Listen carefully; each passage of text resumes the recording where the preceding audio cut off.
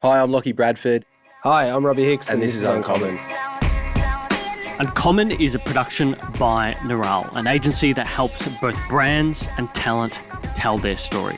To learn more, just visit neuralle.com. That's neuralle.com.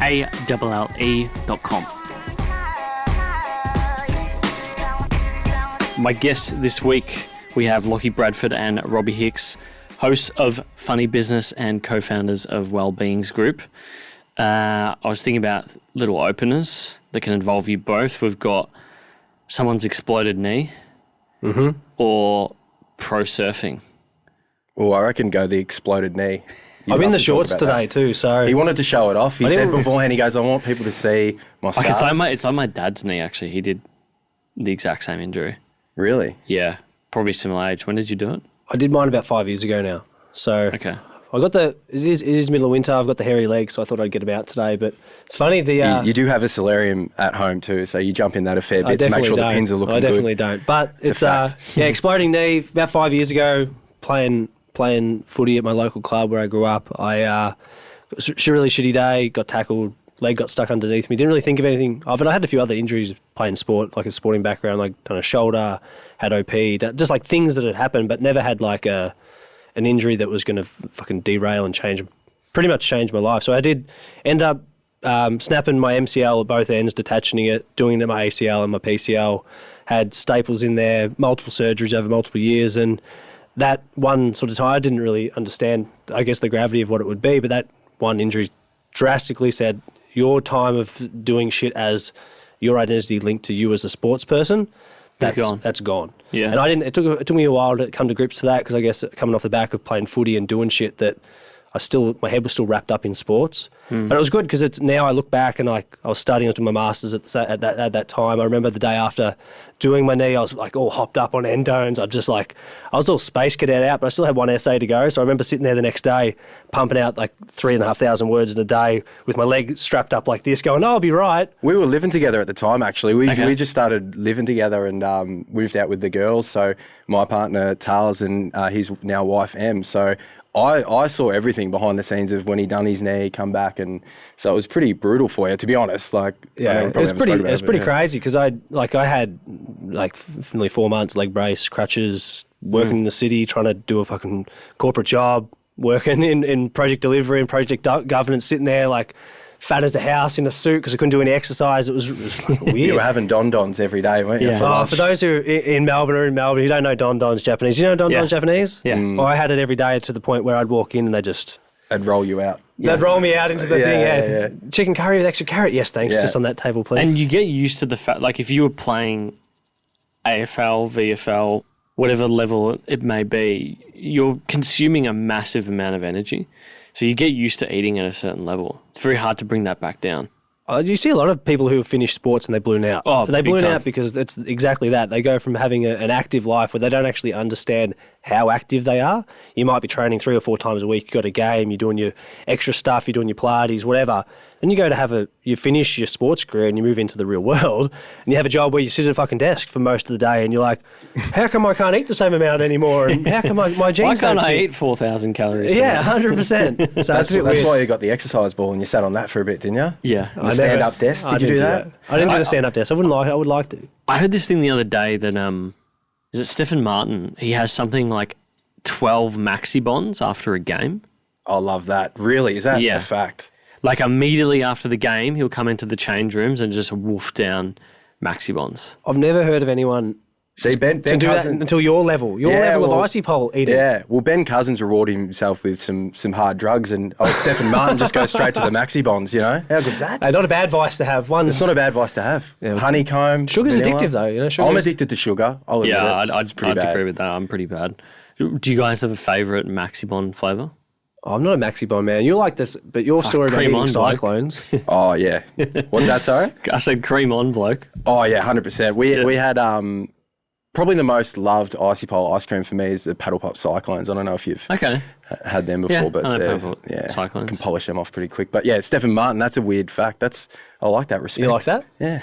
So there's like Jacob's probably having a chuckle because he's probably seen the group. There's a group on Facebook called Blokes and Their Ice Creams, and it's It's mainly guys just eating Maxi Bonds, to be honest. Really? Yeah.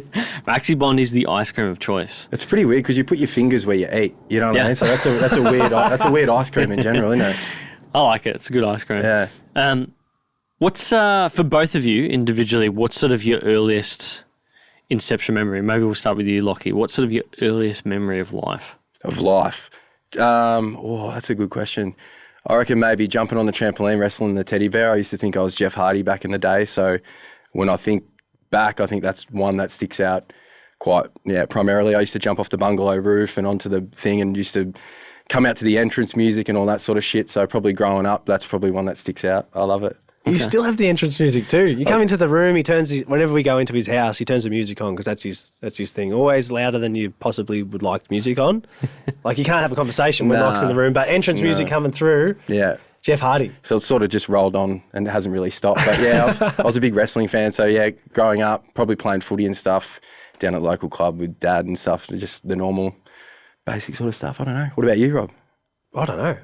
Nothing? No? I can't remember the earliest memory. When you were going to work with your dad and stuff like that? Well, as a kid, I used to, my old man he's a Sparky by trade, runs Hicks Electric, so family business was what helped put us through school and all that sort of thing. So spending holidays, going to work, seeing what he does and what businesses help set up our life was really interesting. And I think from the earliest memories, I just think we're Locke comes from a similar sort of background, very close-knit family, very family-orientated, spent a lot of time doing having fun with cousins and shit, you know. Yeah. Did you both? So you live in Torquay now. Did you both grow up there? No. So I guess our association down there, I was lucky enough that my grandparents had a house down at Aries Inlet. So for as long as I could remember, I'd be going down there. I did a lot of stuff in the surf lifesaving club. I actually did as a kid. I did a lot of surf lifesaving, competed in surf lifesaving. I was one of the dudes around in the dick togs in the hat, doing all over Australia, competing in surf lifesaving. And no worries. It was when I was in a now we wanted to move down. We both grew up Locke was. We were both from the west side of Melbourne, Locke in Jacana, me in Moonee Ponds and Essendon sort of area. And moving down to Torquay for us is just standard bliss. Yeah, well, I moved to, you went down at the start of 2020. You were always set on that. And then we sort of come down to just see you guys and just hang out. And we're like, we got to move here too. So me and my Mrs. Tales moved down 2 days before the second big Melbourne lockdown. And we were lucky enough to get a really cool house in a really cool spot, pretty much around the corner from your joint. So, yeah, when people say the Surf Coast podcast and all that, it feels a bit uneasy for me because I've just sort of come. So I'm not like a local or a Surf Coast rat or anything like that. But I don't think I'll be moving anytime soon. For me, it's the best place in the world. It's a fucking interesting community too, isn't it? Yeah. Like the people in tech and all these sort of people popping up out of nowhere. Because I suppose with COVID and everything, there's just been everything's changed now. The community's different. Well, I think it's nice to be around people for us moving down there and going, all right, let's go and do something creative. We started the podcast that was really starting to catch legs, I guess, grow legs while we're down there, and meeting all the different people in the community who are doing things. And you think if you're doing something in a regional community, you have to be pretty innovative to get your ideas off the ground. You have to have been doing something. Most of them don't.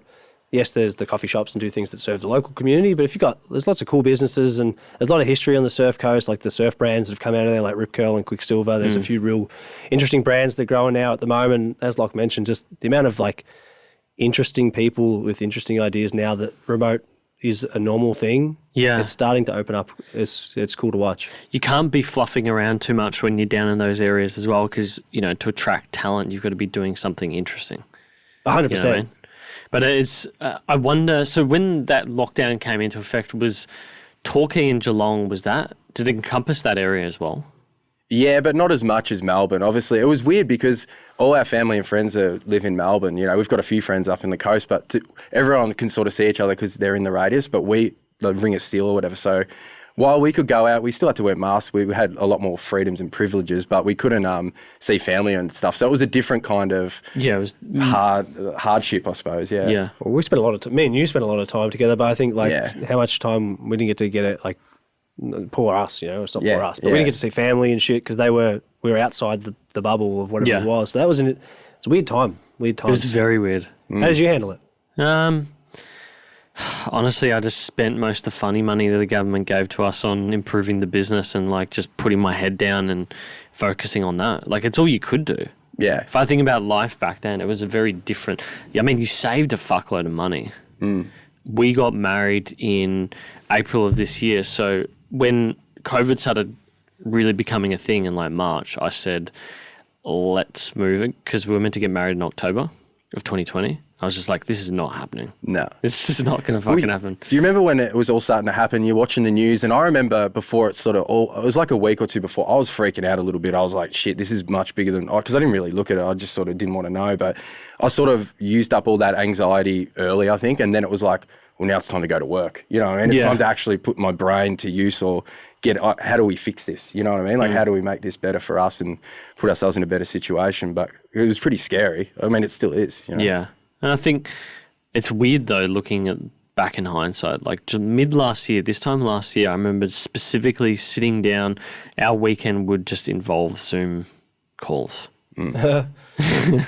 Like it was such a different time, and the setup we had has really, like, we did that because of COVID, and it's done really well for us, just from doing sales meetings or doing interviews online.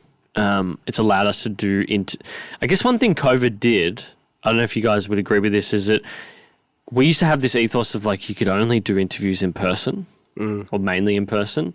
Fuck, that changed big time with COVID. Oh, I think everything, like now people don't have to travel as much. Like I don't have to get on, 30, 40 flights a year to get my job done. I can just sort of log in, but you lose things on that as well. Like it's a bit of, it's hard. It's a hard one. There's always you like talking about this, don't you? I think it's just funny because we're talking about interview remote. That's how we started what we were doing. You know, like our podcast and everything started from like remote first. We were doing it with the shittiest fucking USB microphone that we plugged into the different thing. Locke was, even though he's 500 metres around the corner, we still weren't really allowed at each other's houses, so we were on Zoom calls.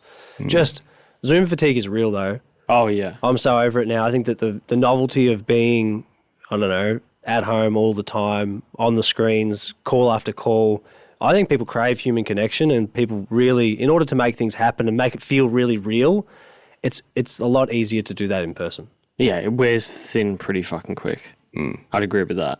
I guess we were chatting before downstairs around offices and stuff like that. When you guys daydream about where your shiny, spanking, brand new office would be, where would you guys open an office? Would you do it in Melbourne? Or would you do it around Torquay? Mate, we go on dreaming drives nearly every single day. We'll go to the servo, we'll go to Shell, we might pick up a V, we'll get maybe a little snack, maybe a cherry ripe or some chicken strips, and we'll go on a dreaming drive, and we'll look through the business park in Torquay. I think is it called the West Business Park or it's the Business Park? I think it's just called the Business Park. Business Park, and so Ocean Grinds there, Zealy Bay, sourdough. Oh yes, Zealy Bay. Yeah, and Tribe Skincare. Tribe Skincare, and there's all these really cool brands in this little pocket, in this sort of factory sort of area, and we just go through there, and there's all these sort of places for lease and rent and all that, and we're just like, this is where we need to be. Like it feels like there's ideas everywhere, I don't know. It's an inspiring place. Yeah, we're 100% leaning into, like, Melbourne's good. We moved down to the Surf Coast for a reason, and when we're finally ready, which we're looking at the moment to figure out where our space will live, it'll be there. Because I think that we really want to lean in, like that's where our life is. I don't want to be driving an hour and a half to Melbourne to come use a space. I want to be able to use it and access it. Well, yeah, you may as well lean on what makes you guys unique, right? Correct. Yeah. And I think it tells a good story, There's not, when we talk about like brands being built in Torquay, there's not many places in the world that has so many like recognisable massive brands such as the Rip Curl and Quicksilvers of the world that have come out of one little pocket. That doesn't happen. And when people come down, we want to show them an experience. So it's like you guys today, we come here and get a coffee and all that sort of stuff. Like for us, it's like, we'll go check out the beach, Jan Jark, 12, whatever you want to do. You know what I mean? Like we'll get the courtesy bus going. What do you reckon? Get something going. Do a little tour going around. Yeah. Do you guys eat Zealy Bay dough? Any of their breads or anything like that? I do, yeah. I do love sourdough bread. I'm a big fan. We don't have the best diets, I don't think. That's something it's a fun fact. I know there might be some fun facts later on, but yeah, hot chips and sourdough bread and chicken strips and servo sandwiches. Is that a good diet or not? Microwave lasagna? Probably not. No. I guess it depends on your macros, right? If you get enough protein. No, I don't think we're any good. But, I don't know. It's a reality check, though. It's making me think about it now, going, I need to eat more veggies. So. Yeah. Well, it's funny because we're our local, it's called Localised. Old mate Vince, this lovely Italian man, He 3 times a week he gets like Zealy Bay stuff shipped up. But it's so funny because like the day it arrives, it's already like gone bad. Like it's used by date, but like we just cut it up and put it in the freezer and stuff like that because the bread is fucking elite. It is such good bread. And weirdly, there's no like baker on Swan Street. No distinct baker. Really? Yeah.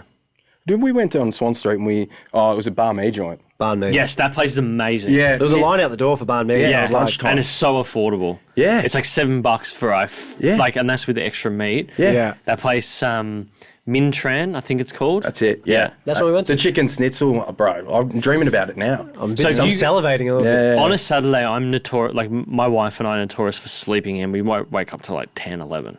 Yeah. We'll do some stuff at home, then typically go do like grocery shopping down on Swan Street or something like that. And if we're really running late, we'll get lunch at like fucking 4 o'clock from the banh mi joint. They're basically sold out of like everything. You're getting the like dregs. that's how popular. Pretty much, just whack it all together, mate. Yeah, whatever's left is put in a roll. Yeah, it's like a lucky dip in terms of like what meat you're getting. Like maybe this week it's pork, maybe this week it's chicken. How good a surprise is it? Yeah, it's nice. What do you guys think you're going to be when you grow up? For me, it changed. I think it always changed. I think when I was a real kid, I think it was like a firefighter or some shit like that. Then it was a footy player, cricket player. Then it was a rock star. I always wanted to be in a band and tour and do that. And now it's doing exactly what we're doing now, which is weird. I never thought I'd get to a point like this, but I didn't know this world existed. So it changed. I think for me, it changed over time. It was always something different. What about a wrestler? Didn't you want to be a wrestler? Oh, yeah, I tried to be a wrestler for a little bit. Yeah, I thought I was Jeff Hardy. What's his name? Jeff Hardy? I put the stockings on the arm. I painted my nails. I was pretty out there. Yeah, it's a bit weird. I like that. Yeah, can't believe I said that. And for me, for me, it was like just playing sports. I grew up and I was a sporty kid, did a lot of things. Cared about school.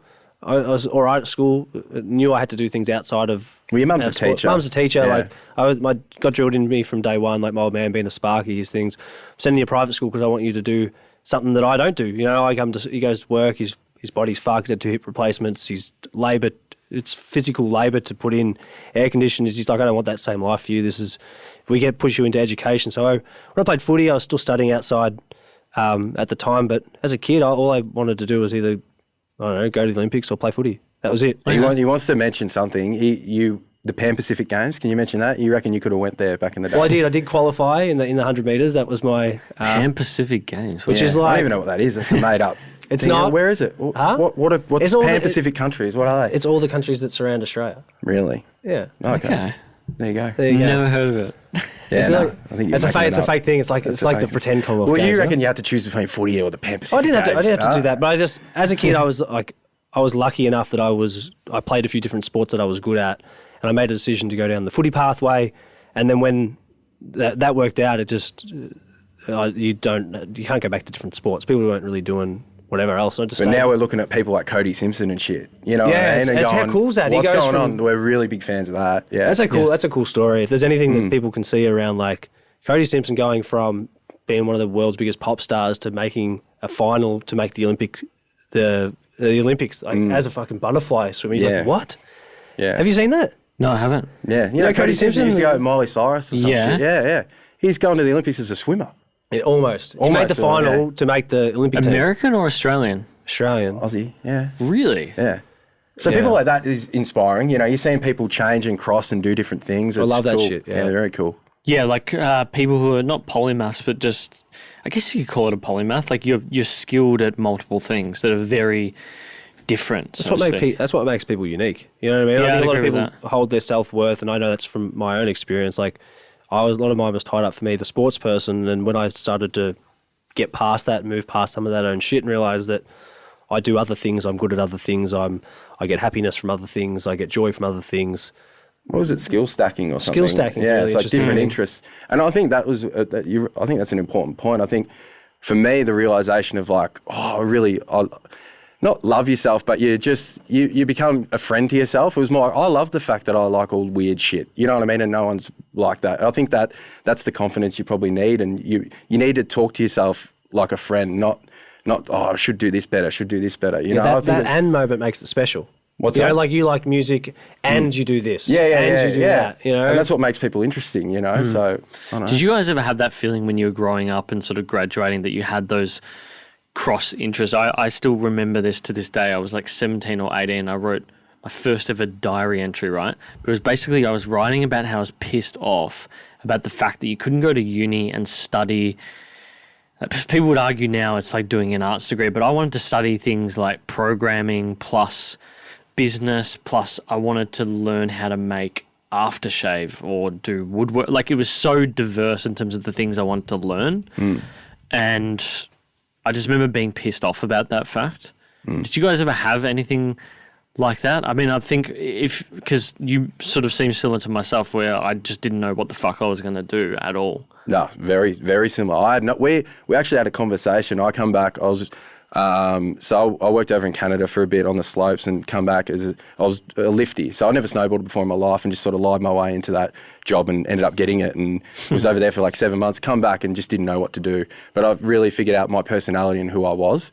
And I think coming back, and I was working hospitality, so front of house, doing split shifts, all that shit. And it started at 23 or whatever, and then it all of a sudden gets to 27. You're like, fuck, I've been doing this a fair bit. And I remember talking to you, and your journey is a little bit different, you know, from footy into the corporate world. So I was totally lost. I had no idea what I wanted to do.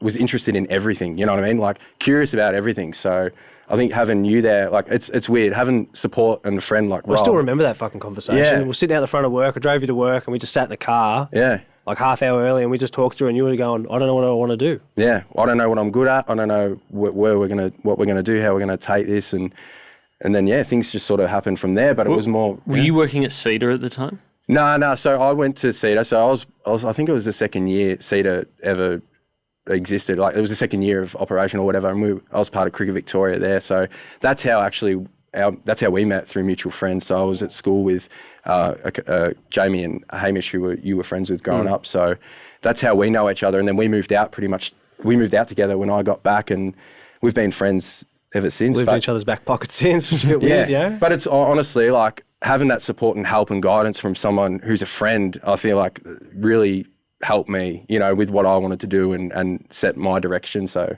we'll probably get into a bit, but like some of the stuff that Locke's been able to do, I don't think there's that many people that tackle things head on and try new things. Like, I know everyone talks about trying new things and actually like learn by doing and all that sort of stuff, but the amount of times you've taken on something that's outside your comfort zone, outside your skill set, but with the expectation that's all good, I'll have a crack at this and I'll just fucking learn it. You know, it's not, I'm not scared about learning or trying new things.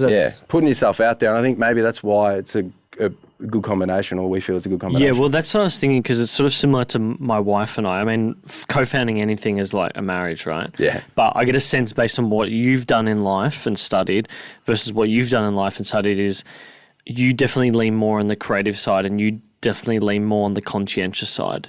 Like, would you say that you're quite a rigid person? Do you like order, so to speak, or no? Oh, I've got a bit of OCD and some things like Okay. Do you have OCD about No, that? I'm very ad hoc. So he looks at my laptop and goes, what the fuck is going on with your desktop? That combination is a good combination, because you'll never be able to step on each other's toes. There'll always be something that you can do that he can't do, and that you can do that he can't do. No, we've got complementary skill sets. We've said that for a while, which is a good thing. And the same goes for Tam, like the third business partner in Wellbeings Group. We all got different skill sets. We all do different parts. I think that's really important, that all the people we've talked to in our pod, I'm sure you've been the same, is that if you are making up a team of someone trying to get something off the ground or kick something off, that team dynamics and what skill sets you have it's critical. I'd agree with that.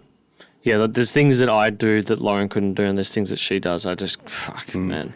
Even some things you don't want to do too. You know, yeah, it's like, I don't want to do that. Don't want to touch it. Yeah, like in terms of planning and strategy and process and getting things, like you said, in order, I think that's you're very all over it. So I don't even have to worry about that shit. You know what I mean? It's just like, I know that's going to happen. And for maybe testing ideas and just seeing what we can do with stuff, you can just go, I'll just try it out. Fuck it, whatever. Yeah, it's sort of like a good example would be the building. We were showing you guys the floor plan.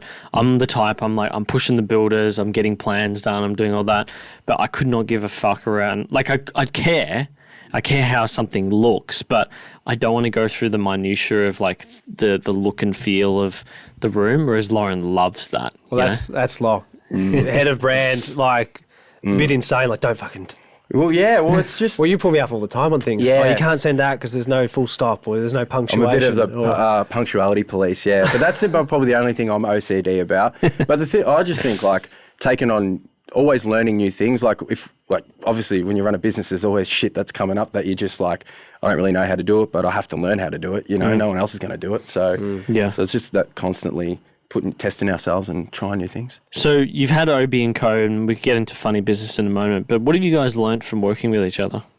Oh, everything. I mean, Obie and Co, I feel like when people say the podcast and all this stuff, it's like, it all started with Obie and Co with, I think, you're the one who came up with the idea. Maybe you should tell the story. Well, Obie and Co was like, we sold, like slides. We wear them all day, every day still, like socks and slides. They're comfiest slides in Australia. And at that point in time, that it wasn't anywhere. So we called ourselves Australia's first slides company. We went hard as fuck. We had no money. We underestimated how much cash it would take to run a business at the scale we tried to do it at. It's fucking crazy. And we launched with this crazy influencer campaign. Like, this is going back in 2017, and I think we had some of the stats we're having on our Instagram page. We had 30,000 eyes every week on our Instagram page. No ads. No ads. No. All organic. All organic. But then we ran out of fucking money because we couldn't buy, like we had all this stock and then stock come in faulty, and then we were like, crazy. People look at us and thinking like this brand was massive. It was just me and him running out of our garage, and like that was our real like baptism of fire, learn by doing, start the thing, get it up, deal with all the shit, learn how to do all the processes and all the shit that would happen to go through it, and then learn the hard way because coming from like, it's not like we have people that could bail us out. We don't have endless cash supplies. We both had jobs. It was a side hustle thing. It was like, well, fuck. You know? Is that it? But we all knew that wasn't going to end there. And then from there, it was more like we started Seed Digital Media Agency or whatever. And that was just like small business service where we go in, do the social strategy and stuff. And then we were just like testing the waters there and seeing, we were just catching up randomly with cafe owners and just seeing what they wanted. And so we've never really stopped. We closed the door on that. We actually sold it on Facebook Marketplace, the business, to I think he was a bouncer at Kittens or something like that, a strip joint. And he took them all to Nigeria. Yeah. It was weird as well. It's crazy. So, I remember reading that and thinking it was a joke. Nah, it's legit. Yeah. No, he turned up and he had his fucking earphones in, and he's this big black dude, and he was like, he's looking at us. I'm going, fuck.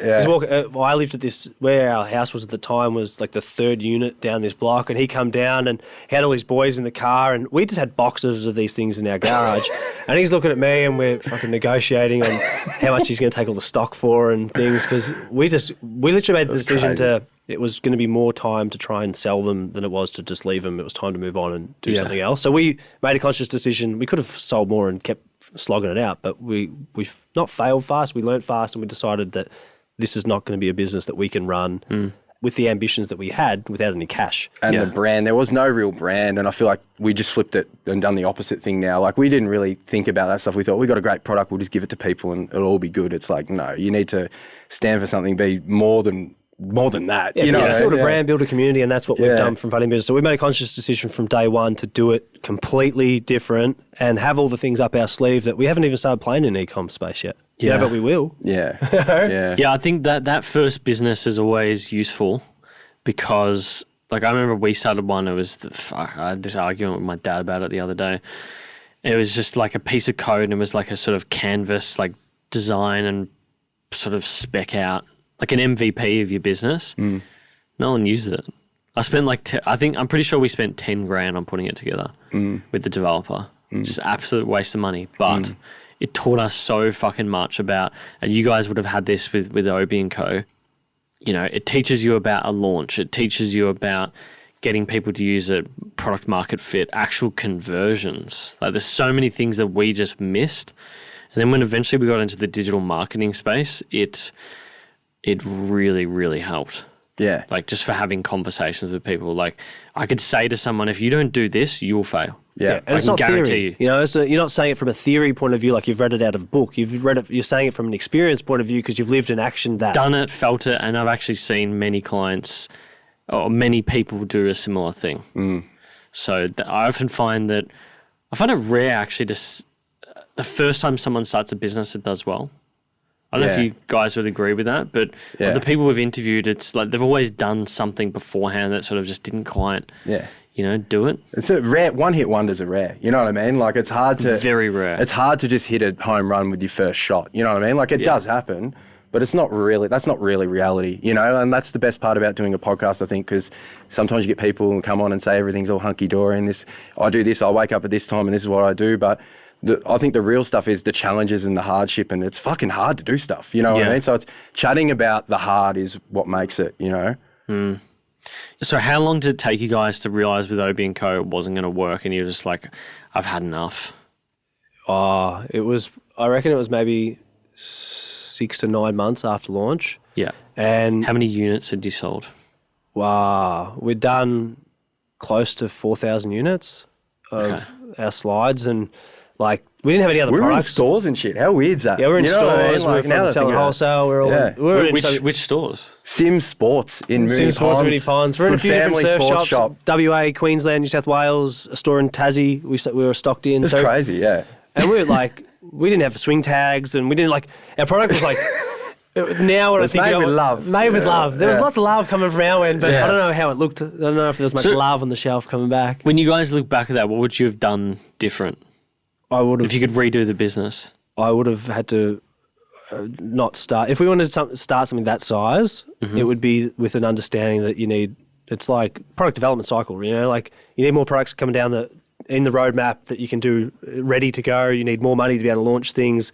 If you're going to run and try and scale it at that point, don't bust your balls and blow it all. I didn't want to be a shoe salesman though, so I don't regret it. I just really didn't want to do that. I want to do this, you know, so it was more like... How many times did we fucking say that? How many times did we looked at each other and we're like, I don't want to be a fucking shoe salesman, you know?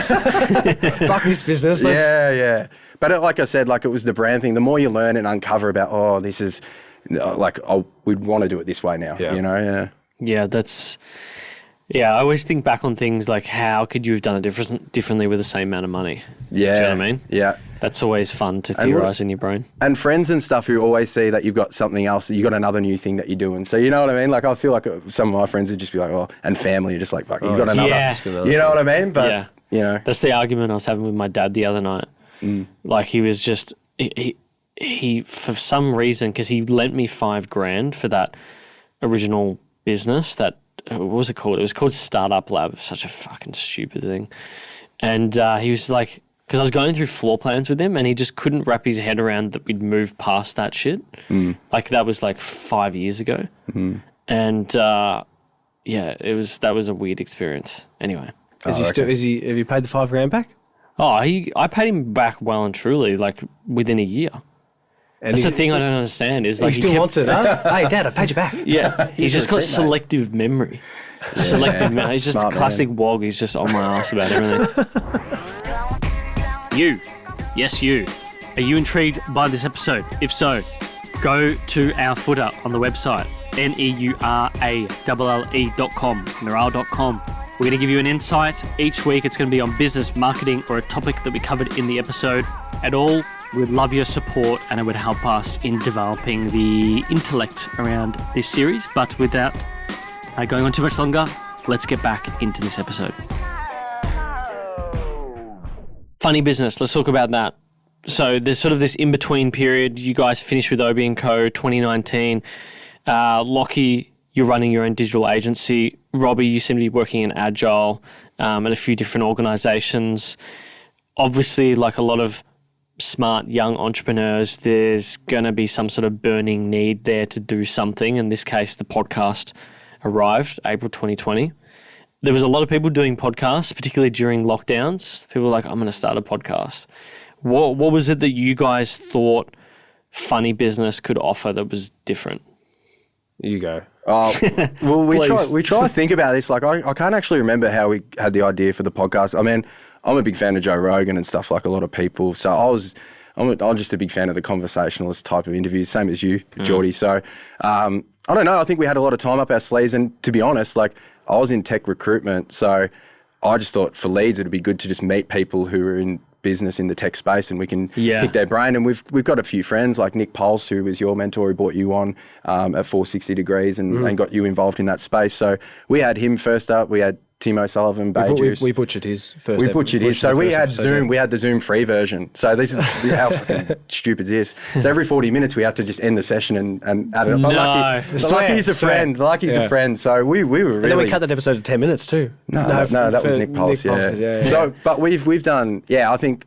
For me, it was more about the leads, and it was only meant to be a LinkedIn project, really, to be honest. And we had the time, and then all of a sudden, people started giving us feedback. Like, I really love that, and it sort of spurs you on a bit. And I was like, "Fuck, this is probably bigger than what we thought." And then sort of gives you that motivation to keep going. And now it's like, "Fuck, like this is crazy. This has opened up so many doors," and hopefully, it helps some people because we're seeing people in the community now. We're not even talking to them really. I mean, they're talking to each other and helping each other with jobs and shit. We're going, this is unreal. I love to see that.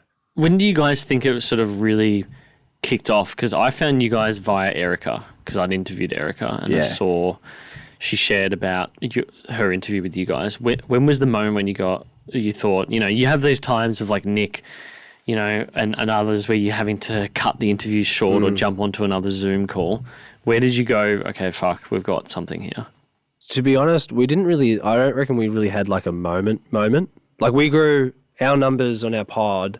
We didn't really focus. We say we didn't focus. I looked at the numbers all day, every day, checking the things how they were. I didn't focus. I can tell you right now. But for us, it was more around like it's organic community growth. We weren't the same again with everything we've done with the pod.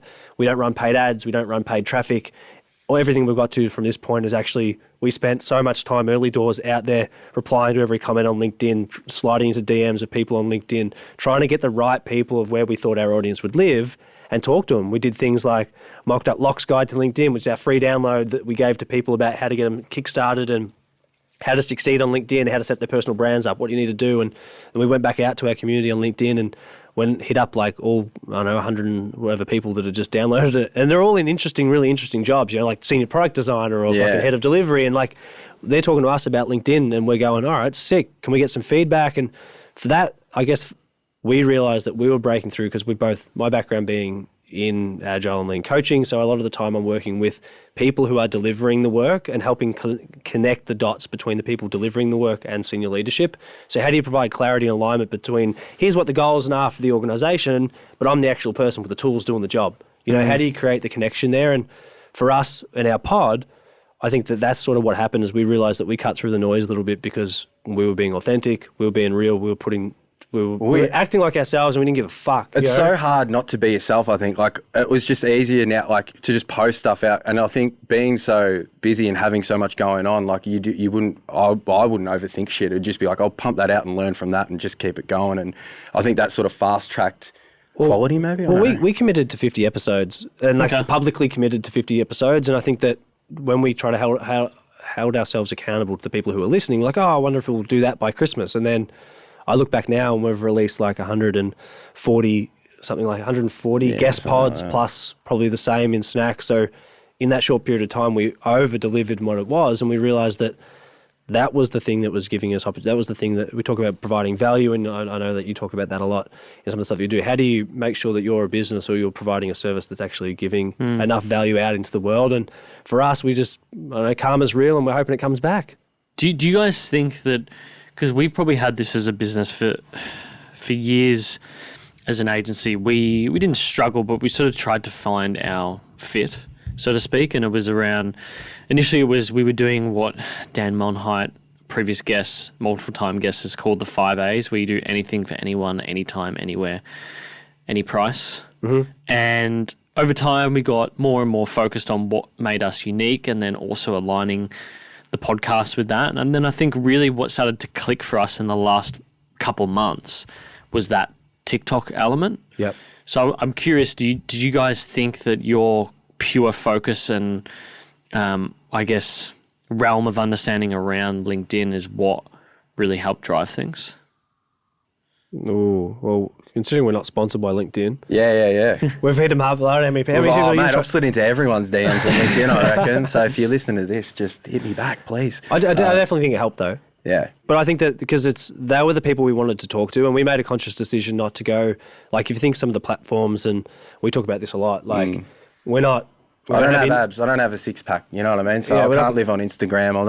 You know what I mean? I'm not a good cook, so I can't even show good food. You know. So and we decided that was where the people we wanted to talk to were on the pod. So we tripled down on LinkedIn. And LinkedIn is a bit boring, to be honest. Like being in tech recruitment, it's very boring. Oh, come to my seminar. No, it sounds boring. I'm not fucking going. You know, like so it was more like I want to treat it more like Facebook. You know what I mean? And just take the piss like.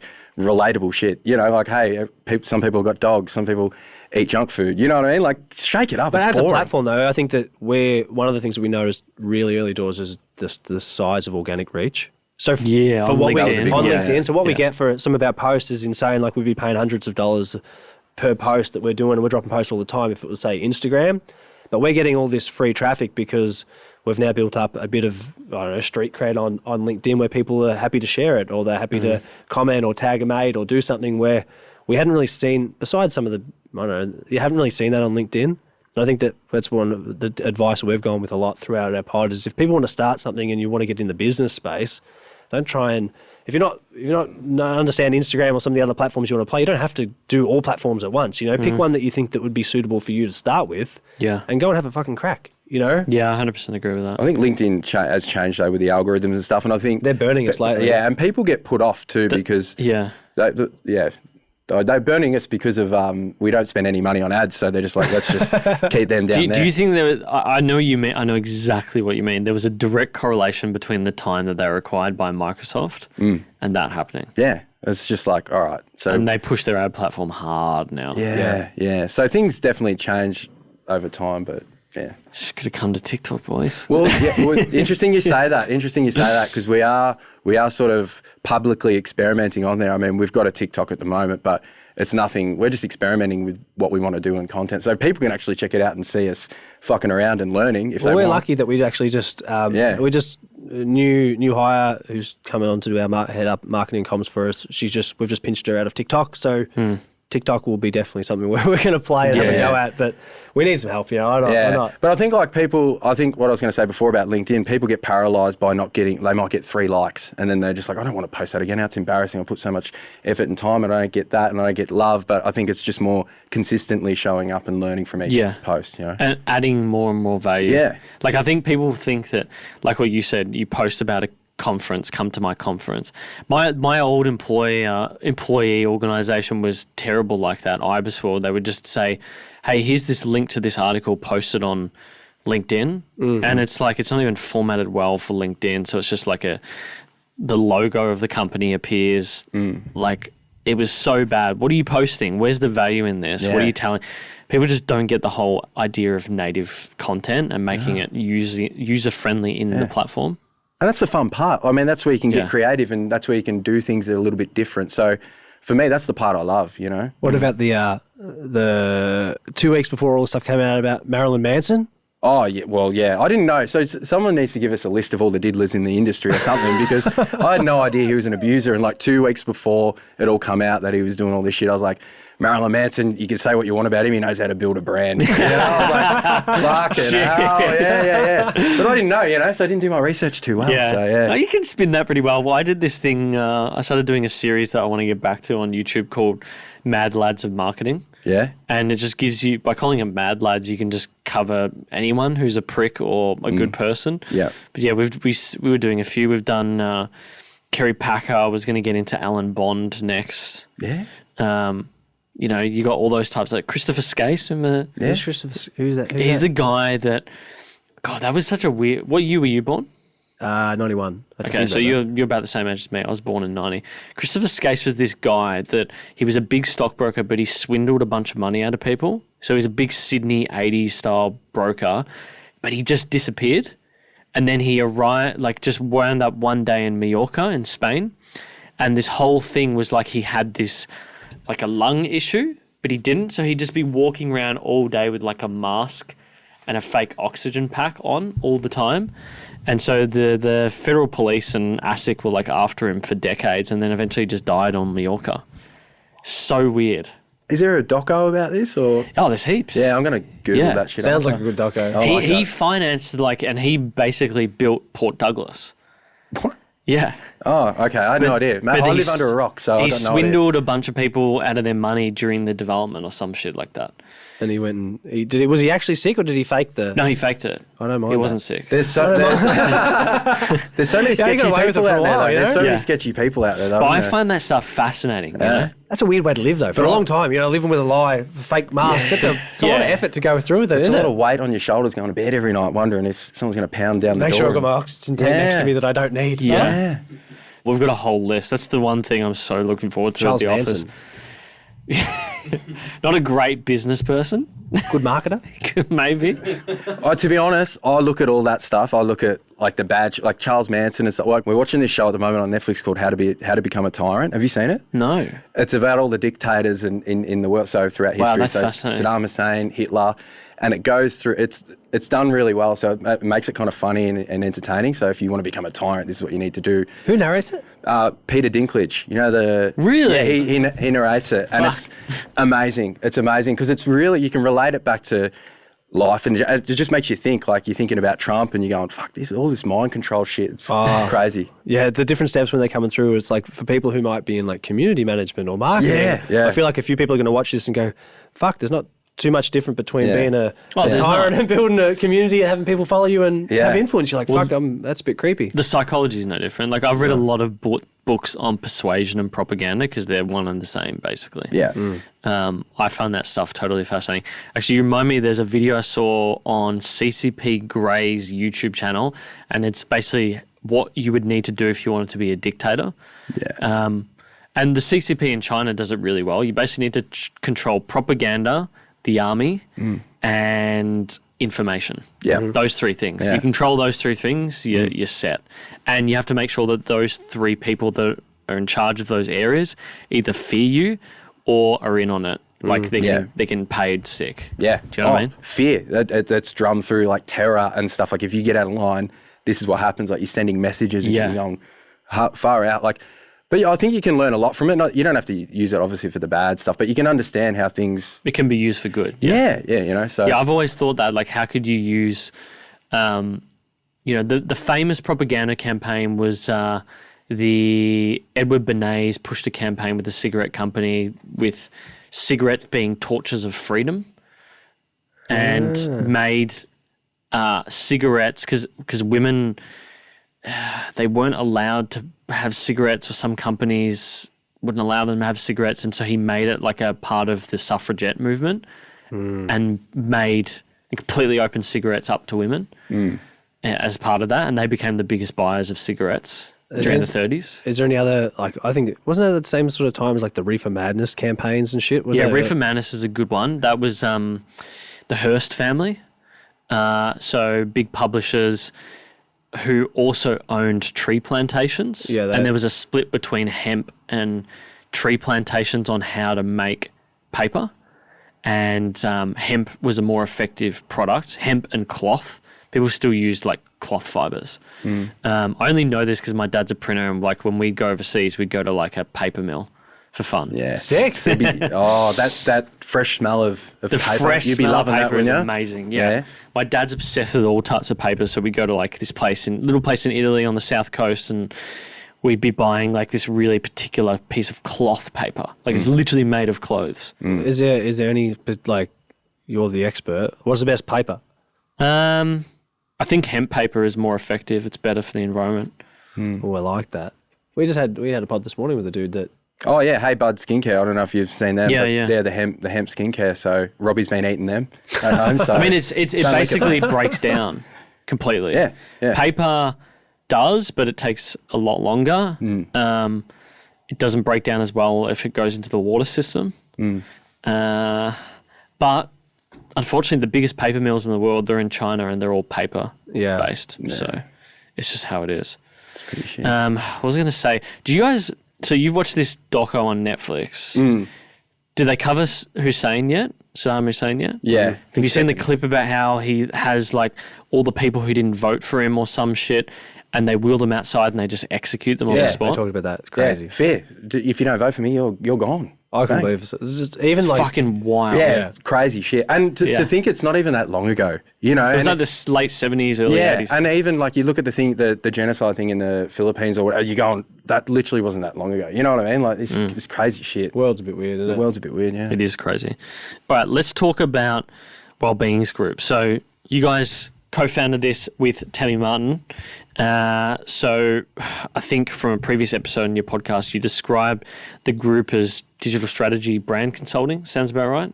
Yeah, so Wellbeings Group is pretty much for us, like it's our umbrella company. We're going to have a collection of brands that we spin up and businesses that we do. At the moment, we've got two main ones going. One, Wellbeings Digital, which is like a digital performance consultancy. Our background's in like I said before, agile and lean, like coaching, setting up delivery teams, helping that sort of space. So we're really. So you and Tammy have worked together previously on this sort of stuff. So yeah, we've done it together as a team of two at multiple organisations over the last 3 years, and we jumped ship. And how this all played in is that we had, I guess, the community that we'd built through the podcast. We had the skill sets that Tam and I had in the rapport we'd built out, actually working together over the last few years. We launched this in January this year, so we're out on the tools, going and helping different clients and working doing that. Locke was playing point on the pod, and now we're sort of off the back of that is we've got the consultancy humming, and we're launching a bit of a media company. So we've got our pod. Tam, our other co-founders, just launched a pod called You're Killing It with Michelle Grace Hunter, who's one of Australia's biggest like music photographers. So we're just going to keep playing in that space and see what we can do in that media world. We also had like some brand and talking about e-com space, and we've got things up our sleeve. We're going to have a play. It's just everything's been. It's all busy. exciting, you know. Like I feel like the last couple of months we've just been going out there trying to extract as much as we can, bring it all to one place, and then build the systems and stuff. So I mean, yeah, we've got Peter Bowl. We've working with him. He's off to Tokyo running in the Olympics, the 800 meters. So we'll be doing podcasts for him and doing a bunch of different stuff. So that's cool. We're pretty lucky. I mean, we meet all these amazing people, and to sit down and pick their brain and be able to work with them, and it's just a fucking dream, really. Well, that talent space is interesting. I'd love to pick your brain on that. Like, why did you go down the TikTok space, and why is that interesting? Like, we look at some of the things that you're doing in terms of talent management. I think it's a really interesting space where, especially in Australia, it's not the biggest market, but how big people can get off some of these things in the brand building, and I just find it so fascinating and interesting. Oh, I love it. I mean, we got into the space because I got asked to. Like we had an agency. It was a creative and digital agency, but the talent thing happened because we interviewed a creator on the podcast, and then she asked me to manage her.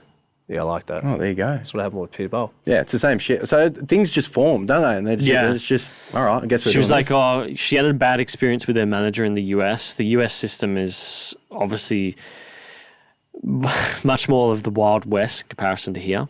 You have a lot more rights here in Australia, whether it's through the legal system or little things like the MEAA, which is sort of like the union here when it comes to filming and stuff like that. Over there, it's just sort of, unless you're within California, nothing's unionized, so nothing's really protected as what you can negotiate with someone. So, yeah, she just asked me to do that, and then her sister asked me. She also had a big profile on TikTok, and then we're like, okay, we should probably either, because there's a bit of time going into it, we should have a go-to-market around this, and if so, what would it look like? A couple months later, we pitched a bunch of TikTokers because that was sort of our wheelhouse. And then, now, how many creators do we have? Like at least 15 or 16. But I don't think we'll ever go past 20. I'd prefer to focus on quality over. Yeah, that's what I was going to say, because in some of those spaces, when you hire too many people, it is a time-intensive industry where you've got to... Very tough. And especially when you don't get the money until after. You know what I mean? Like most of the time it's, we'll help you build your profile, we'll help you do blah. But there's no money. You know, like the money comes second, or the money comes after the profile's built. And it's an investment. It's like a startup in a way. Correct. Like you can listen back to my episode with Christian Hull. He said his manager, when he first took him on, said we like his agency will not make money from Christian for the first 3 years. And so at the time I was like, oh shit, okay. But in hindsight, it makes sense. You put in a lot of time. Like I individually meet with every creator once a month to talk about content and monetization strategy. And then we've got all sorts of other work, whether it's managing campaigns or setting up media kits and stuff like that. There is no way that it's not, I just know from looking at our time tracking system, it's not covered. But it's super exciting to think like, some creators we sign in Feb have already doubled their following as of June. Yeah, it's crazy. They went from 50 to 100,000. Some have gone from like 1 mil to 3 mil, and it just grows and grows and grows. Does it make you want to start up an account and just go bananas? Oh yeah, I just don't have the time. I wish I had the time, and that's sort of, again, it comes down to moving the office and hiring a bunch of people, so I have that time back. Well, you guys obviously prioritise content. You know what I mean? We're sitting in a set, there's fucking cameras everywhere. Yeah, we got the royal treatment. I feel fantastic, to be honest. How do you juggle doing both? Like running a business, setting all these things up, looking to set up a new division, but also, like we talk about user-generated content, but like you're doing your own content. That's how you market. It's very, very hard. It's very hard. I mean, these guys helped me out. Jacob and I were trying to do like one video a month or a fortnight on YouTube at one point, but it just got too busy.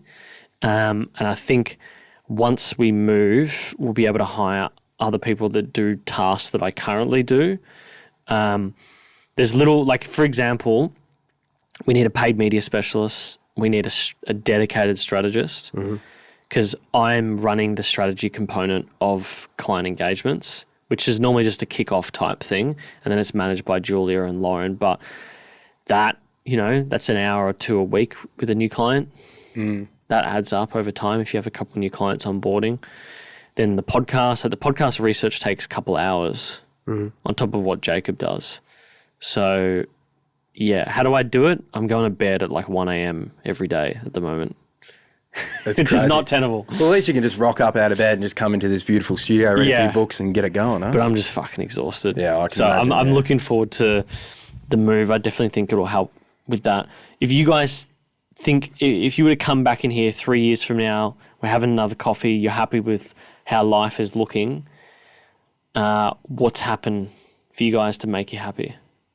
Ooh, to be honest, I never really think too far ahead. Like, I honestly think up to Christmas now, that's sort of where my head's at. I've never been one to set, I know it's weird because a lot of people say set their long-term goals and stuff, but I think everything moves so quickly and things change all the time. So for me, it's just till Christmas, I think. So, but I suppose in 3 years' time, I just want to be making sure relationships are good, making sure business is good, making sure, just if it's something similar to this, I'm fucking stoked, Yeah, I don't think it takes much to keep us happy. We're pretty simple dudes, but I think it'd be nice from a business point of view. Like even though we're not like crazy setting too many goals ahead of what we're doing, it'd be nice to really ramp up our team. If I'm reflecting what we'd like to be for Wellbeings Group, it'd be cool to be at like a 25, 50 headcount consultancy by that point. But they're the goals. They're the goals. Get some people in for Christmas, like because everything's so manic and crazy now. It's like so hard to sort of look real deep in the future. But we have pillars and goals, sort of,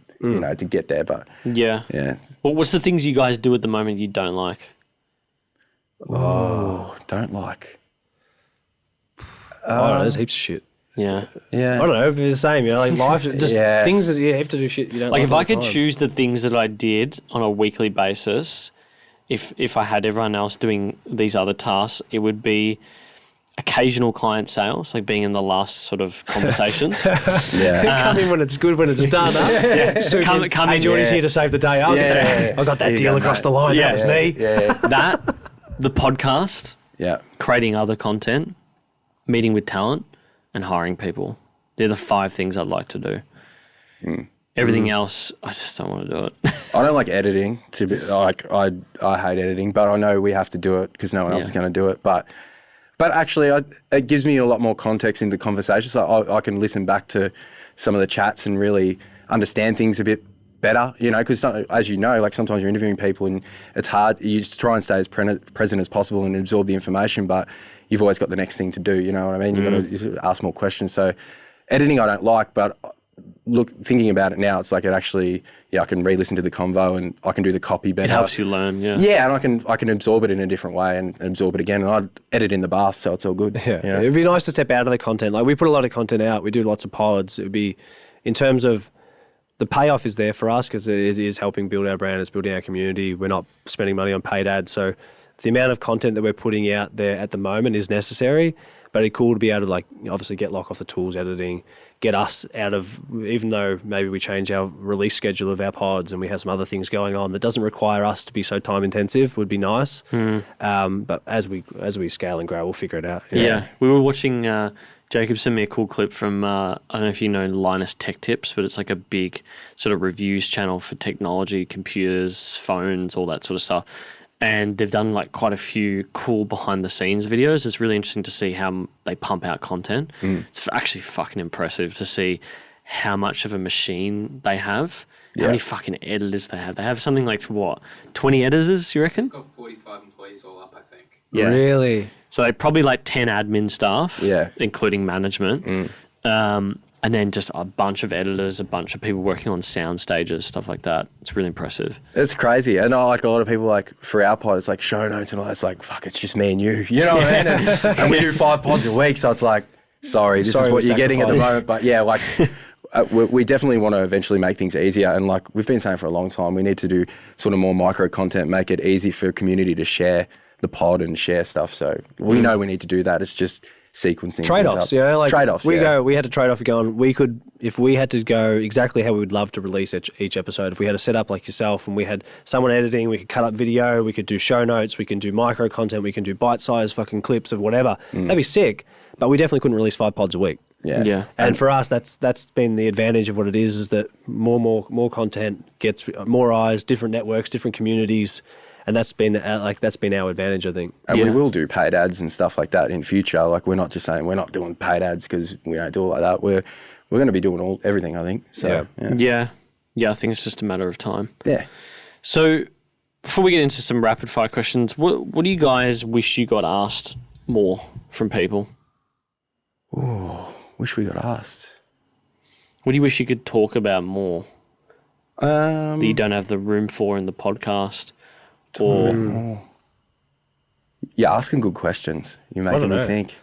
we sort of tyrants. The cool thing the cool thing is like we literally ask questions that we actually need help with. So it's more like that's it. It's so good. Yeah. So it's like, oh, really? Like, how do you do that? You know, just literally going like that, taking notes. So yeah, I think the cool thing about having a podcast is you can do whatever you want. You can ask any topic. It's your show. You can ask any question you want. So. There are times though, like, because you're all consumed in the world of business. We're running our own business. We're doing a business podcast. It's like there's some days where like, fuck, I've love to talk about sport. Yeah, sport. I think sport's a good one. Yeah, we both love footy and shit. So, but like, no one really wants to hear about footy. And, you know. Yeah, I don't know how you guys feel about this, but I reckon particularly AFL media is so fucking boring. And it's ripe for change. I think it's depressing too. Yeah, and I honestly think the way commentators talk about players, and it's just weird. It's also negative, and like, I know they pump a few players up, but it's such a brutal industry. Like you've been in it. It's just I got we got friends and like cousin Rourke plays for the Doggies and that, and you see some of the stuff that it's strange, isn't it? I think there's a lot of systemic issues that come out through that, and a lot of people end up. I think you look at the types of people that either in the footy industry specifically who either transition into media roles or transition into club roles. So they're development coaches, they're assistant coaches, they work in company admin, whatever. And most of the people that get those opportunities are footy heads. What's a footy head? Footy head's someone who's been through the system, done that. They know me like footy. You know? Yeah. And I think that's a really difficult thing when you see these people, and like mental health comes to the forefront of everything that's going on. But I think that I've experienced coming out of the system, a lot of people struggle with that. Like I've mentioned before, that personal identity, self-worth, all that sort of stuff. And you see it projected in the commentary where people might have had issues themselves and they're talking about some poor 19-year-old bloke out there has a miskick and they're berating him like he shouldn't be on a list. Yeah. I know, yeah. You're fucking weird. Kidding, And if you show a bit of pizzazz and you got other stuff going, it's more like... He's not taking it serious. Yeah, it's the tall poppy syndrome thing. It's the boys club bullshit. And I think I love footy, but I hate that part of it. Well, it's mainly opinion. It's not anything factual. Like I love the sort of data analysts that have come out of the AFL world in the last couple of years. The Squiggle is like a good example where they collate all this data around like machine learning for teams and stuff, and that insight is really interesting. But no one does that in sort of mainstream AFL.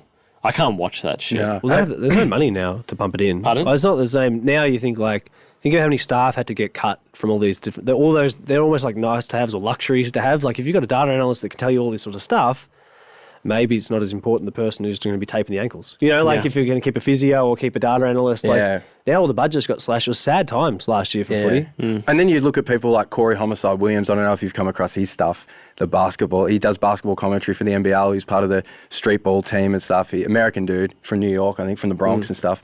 And the way he's sort of changed the Australian commentary on sport is totally different. He pumps everyone up. He's out there crazy. He's pretty brutal on teams and stuff too, but it's kind of the American flavour to the Aussie sports, which I like to see. I like to see, a bit more personality. Aussie sports, and like I think about some of the media training that everyone has. It's like you listen to every single person be a robot and say the same shit, and it's like thanks for nothing. You waste our time, and that's on for half an hour. You know? When they do the PR interviews, like it's just so. It's a great 4-quarter effort by the boys, and we really stuck to the game plan, and such did great job down back on such and such, and. All right, thanks. Yeah, take each week as it comes. Yeah. You said this today. Imagine someone come out and they kick 4 by half time and said, I'm on fucking fire. Yeah, you know? I'm on fire. Can't wait to come out. Me. You know can't wait to come out after half time. Well, I think even supporters would be like gravitating. Like, I love the fact that he does that. And he, like, even you look at like people like Akamanis, he was polarising and stuff, but he backed it up. You know what I mean? And it made you want to watch the game. It was entertaining. That's what I think sport is. It's entertainment. I'd agree with that. You know? Yeah, it's really weird. I love Barstool Sports. In America, I love the way that they do commentary. It's so real. I like how they do everything, really. They do everything, Their content's grouse. And the Ringer and things The Ringer, like that. love the Ringer. There's another guy as well who got deep on AFL last year, American dude. And he interviewed Mason... Who? Is it Pat McAfee? Yeah, is that him? Yeah. He interviewed Mason Cox. Yeah. That's right. Yeah. Yeah, he went deep on AFL, and they just...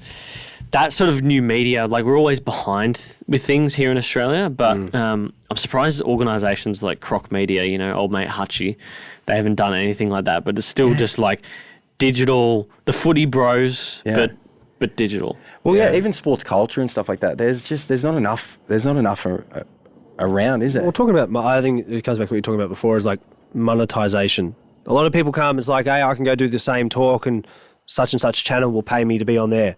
It's a lot more difficult. You're going to start your own media thing or start your own thing where you can build up enough, build up a big enough listener base that you can figure out monetization strategies that aren't going to burn the people who listen to you. And I think that's why in Australia we don't have the biggest audience. There's not the biggest market here. And if you're specifically making things that's a niche, like AFL footy, right? It's such a niche because it's not played in any other country. So yes, you've got the footy nuffies who listen to that sort of stuff, or the sports nuffies that love that sort of content, but you're not hitting the markets the same as like the NBA and all that sort of crap. Because I just think there's real room for that here. Like nuffies on AFL pages is so fucking funny. I love that shit. Classic footballers and stuff. Like that's our sense of humour and stuff. And that sort of takes us back to our, not childhoods, but growing up and stuff. Like I do love talking shit. Well, it's just real. Yeah. It's like what Brown Cardigan is, Yeah. Remember, was it Adam McPhee had the dreads? Adam McPhee? No, Courtney Johns, wasn't it? Courtney Johns had the dreads. Adam McPhee had the dreads, though. Did he? I used to work at Jetty Surf at Broady and Adam McPhee came in once. Did he? That was a big day for me, yeah. I've just got a quick question for you on Unified Group. Have you guys had much time to work with, is it Jaden? Jaden Comerford, yeah. Yeah. So, we signed a deal with Unified Group, when was it? I think in November. Last year. So, we've worked with them on a few things. Like, we done a live show at 170 Russell, which was epic. I mean, we had Nick Crocker. I don't know if you know him. Yeah. We had Nick Crocker, Erica Girards, who you know. Yeah. And who's the other one that we had? Come on. Oh, mate, Alex Zachariah from Linktree, the man, the myth. Yeah, he's a cool dude. So, experiences like that and playing a live show at 170 Russell and that's just fucking nuts. So we work closely with Jaden and Dan Nascimento too. So he was more day-to-day sort of stuff and he looks after bands like Ocean Alley, Jackbots. So we've done a bit of work with them.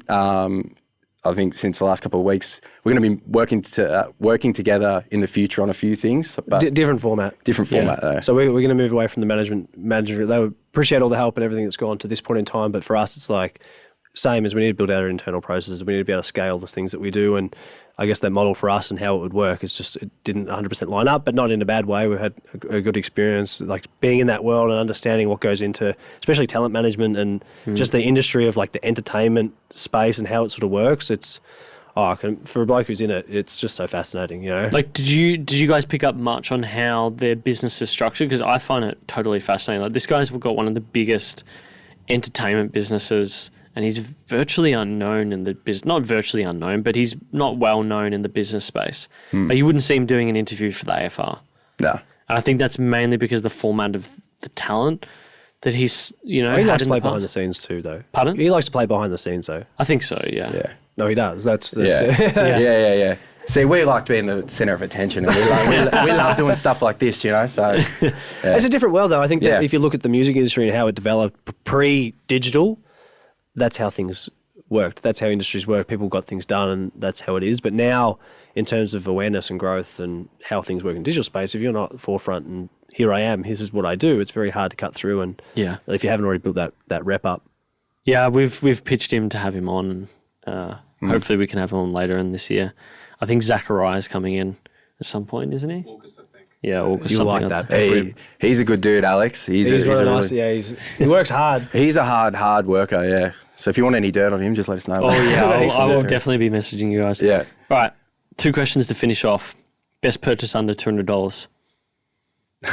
For me, it was a birthday present, so it was for free, and it was one of them massage gun things. Oh, Theragun? Yeah, but it's not a Theragun. It's like might be the Rivers or Aldi version of that. But I got that for Christmas, for my birthday, sorry. So I've been smacking that on the legs and arms pretty much every day. That's good. Well, I don't mind that. I reckon mine's probably like USB mic. We picked it up for under $200 and we started our pod, and that's sort of, I haven't bought much else lately. Yeah. Surfboards aren't. Surfboards, yeah. I bought there, but they're not under $200. They're definitely not under $200. If you guys could have a billboard anywhere, where would it be and what would it say?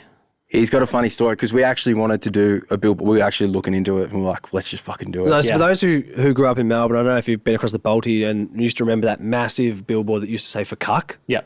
We wanted to do, because you still drive past there now. This is something, when you sent that question through, we laughed because we were talking about this the other day. Yeah. Get a big thing for Funny Business said, remember when this used to say for cuck, Funny Business Podcast. And it would go bananas because it was the same billboard for 10 years. And really? that would be. Well, you might be making that up. 10 years is a long time. Meet Malloy and the Triple M thing was up for a bit. I think it may be 5 years. It was there quite a while though. Yeah. It was there for a long time. Yeah, for I remember. Yeah, it sticks out in my head. You know what I mean? How often how many other billboards do you still remember? It's sort of like growing up in the southeastern suburbs, you go up the Peen Highway and there's that light store that Hamish and Andy covered once, and it's always got a closing down sale or big and there's a big billboard on top of this old building, and you can see it from a mile away, and it's been there for probably since I remember life. That's how long it's been there. 20 years, I reckon. Could you see yourself, just you and the team up there on the billboard? Something like that. Yeah. No, to be honest, I would like the idea that we had is the artwork, and then something like Hey Siri or Hey Alexa, play Uncommon. I like that. Was the sort of idea. I like that. Yeah. See, I love this shit. I could talk about this, like getting creative and that sort of stuff. Hey, settle down, Siri. They're listening. They're always listening. They're always fucking listening. Yeah, I loved riffing on that shit. Yeah, it's fun. I think that's what people, if you're going into the content space or you're starting a business and stuff, you really have to love the creative side if you're doing that part. You know what I mean? Yeah. I don't know. I never thought I'd be into it, but... Well, you have to be creative too, because there's so many shit. There's so much shit out there that if you want, you can't be boring. You got to get cut through. Yeah. You got to have a hook. But it's the art of the hook. You need to give yourself space too, I think. Especially if you're constantly working and doing tasks and stuff, you really need to... It's like what everyone says, your best ideas come in the shower and shit when you're not sort of working on stuff. I agree with that. Yeah, setting out my day, you laugh because I literally take half days off and just dance around the house and play music and just think about stuff. You know what I mean? And then if I have an idea, I can just action it straight away. But it's not like, I'm thinking now. You know what I mean? It's more like, all right, I'm just cruising and just giving myself that opportunity to maybe there is something there. We're on the FaceTime, you get the bubbles on the head. I have 3 o'clock baths. Yeah. So you really like baths? Well, that's my only hobby. So it's a bit sad. But I don't like running. I love a good bath, man. Yeah. I love that was the thing I missed during COVID, is being able to get a massage or something like that. I used to do that maybe once a fortnight. We'd be going to gym, I'd get real sore, and so you get a regular sort of physio massage. Yeah. That's sort of my guilty pleasure, so to speak. Baths are good, but the bath we have here is shit. Have you ever done the float tank? Yeah, that's cool. Yeah. I used to work at the one at Beyond Rest in Paran for about 6 or 7 months.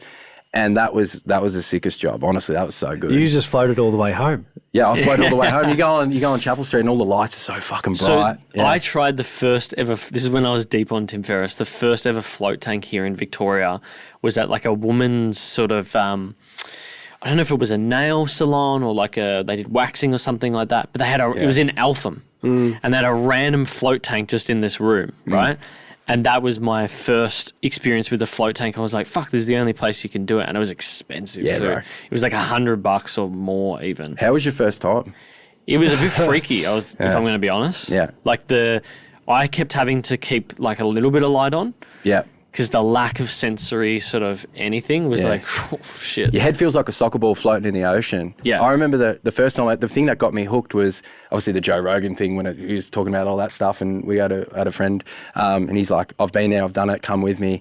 So I went there, done it, and I saw Gene Simmons' face with his tongue out with my eyes closed. I'm like, I'm tripping out. I'm like hallucinating off nothing here. Like, it was just crazy. And from then I was just hooked on that. It really helps you fucking relax and just I've still never done one. Your head.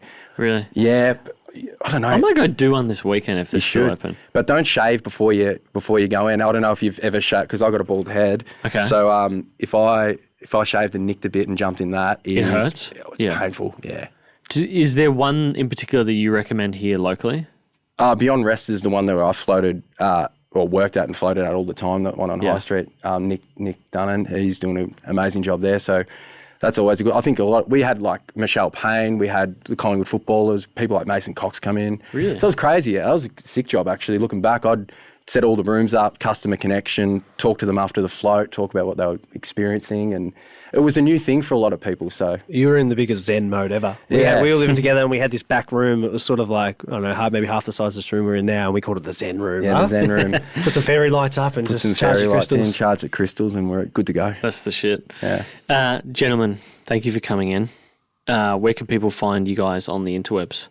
You can find us on LinkedIn, Spotify, Apple, all the places that you listen to pods. And us personally, you can find us on Instagram and LinkedIn, Lachlan Bradford Robbie Hicks. That's about it, I think. That's it. Yeah. We'll make sure we link all of that, but thank you for coming in. Mate, thanks for having us. Yeah, thanks for having us. It's such a beautiful space. So awesome. Yeah, really appreciate it. I feel like we got the royal treatment, so thank you. Thanks, gents.